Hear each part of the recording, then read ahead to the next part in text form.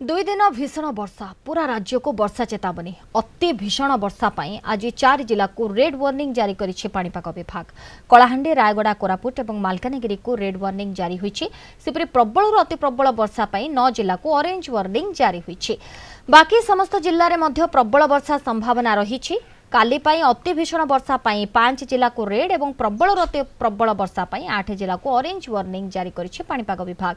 7 तारिख जाए राज्य में लगी रहिबो वर्षा। अनेपटे लघुचाप आगामी 2 दिन मध्य अधिक घनीभूत हेबा संभावना रहिछि।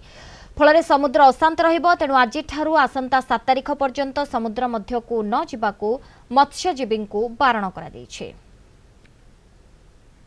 पश्चिम बंग उपकूल लघुचाप क्षेत्र एवं उत्तर पश्चिम बंगोपसागर एवं यार पाखापाखि अंचल सहित जड़ित घूर्णिबलय समुद्र पतन ठारू 7.6 किलोमीटर पर्यंत व्यापी एवं दक्षिण पश्चिम दिग को उच्चता सहित ढली रही।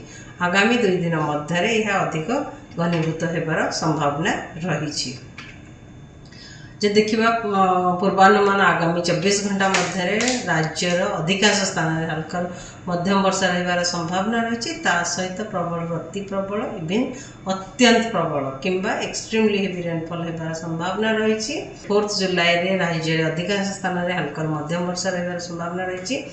सहित प्रबल अति प्रबल किंबा गोटे किंबा 2टा स्थान अत्यंत प्रबल वर्षा होबार संभावना रही। आगामी 5 दिन पर्यंत माने 3 तारिख रु 7 तारिख पर्यंत मत्स्यजीवी मानक समुद्र भितर को जावाई मना करा जायछि।